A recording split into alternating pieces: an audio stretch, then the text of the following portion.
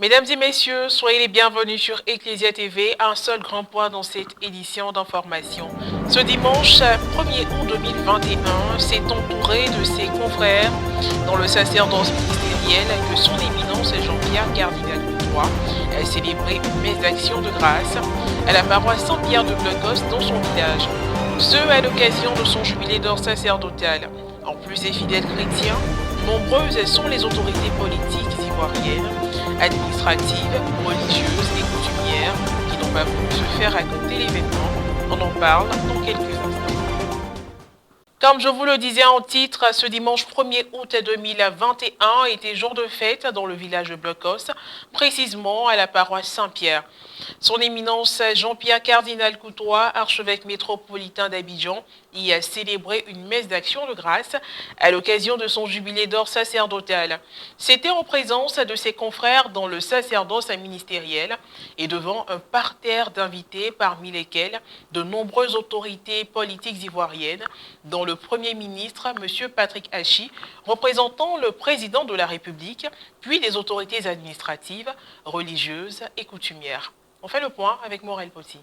1er août 1971, 1er août 2021, cela fait 50 ans jour pour jour que son éminence Jean-Pierre Cardinal Coutois a célébré sa messe de prémisse à la paroisse Saint-Pierre de Blocos dans son village. Cette année, c'est au même endroit qu'il a décidé de célébrer son 50e anniversaire sacerdotal, 2 semaines après la célébration de sa première messe d'action de grâce marquant ce jubilé d'or en la cathédrale Saint-Paul du Plateau.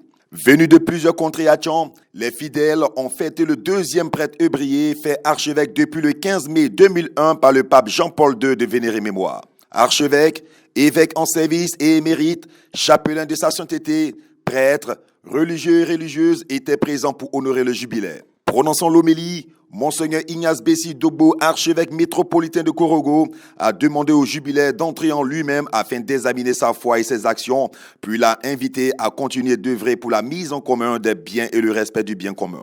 Éminence, entrez en vous-même et interrogez votre foi et votre action durant ces 50 années de vie sacerdotale. Bien mieux, avec votre peuple, laissez l'huile chaude de la parole de Dieu ouvrir vos oreilles dures et bouchées. Avec votre peuple, engagez votre foi et votre action à venir en empruntant les 3 pistes énoncées plus haut. Que votre langue, éminence, comme une épée à double tranchant, poursuive sa mission de rappeler à votre peuple vautré devant les marmites remplies de convoitises de tout genre, convoitises qui expliquent sa course au pouvoir dans notre pays et dans nos villages. À ce peuple, c'est-à-dire à nous tous, qui tordons le cou aux traditions et aux lois, rappelez qu'il doit accorder la primauté à la vie éternelle et détourner son cœur des convoitises dans lesquelles l'âme se perd inévitablement, selon l'avertissement sans appel de l'apôtre Paul. Il a aussi exhorté les fidèles à se laisser renouveler par la transformation spirituelle. J'en témoigne dans le Seigneur, vous ne devez plus vous conduire comme les païens qui se laissent guider par le néant de leurs pensées. Il s'agit de vous défaire de votre conduite d'autrefois, c'est-à-dire de l'homme ancien corrompu par les convoitises qui l'entraînent dans l'erreur. Laissez-vous renouveler par la transformation spirituelle de votre pensée. Revêtez-vous de l'homme nouveau, créé selon Dieu dans la justice et la sainteté, conforme à la vérité. Le prélat a par la suite traduit son homélie en langue Atchon. La liturgie eucharistique a été particulièrement marquée par la procession des offrandes portée par des femmes et des hommes du village vêtus de tenues traditionnelles.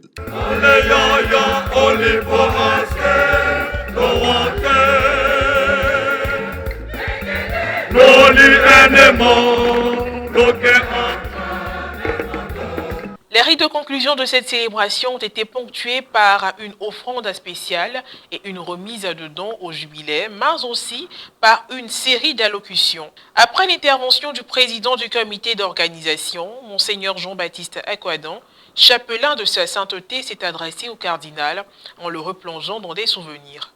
Ce que je ne vous ai jamais dit et que le peuple ne doit pas savoir, même si je parle fort, c'est que nos relations avec le cardinal Yago, que vous incarnez, à qui vous ressemblez, non seulement physiquement, mais spirituellement et moralement, vous êtes un peu le second Yago au milieu de nous.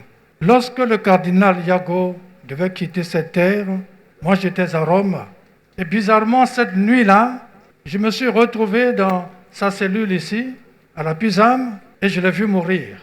Et le lendemain, son Excellence accueille qui m'appelle, Jean-Baptiste, tu connais la nouvelle? J'ai dit, si, je sais. J'étais présent quand il partait. Mais comment tu étais présent?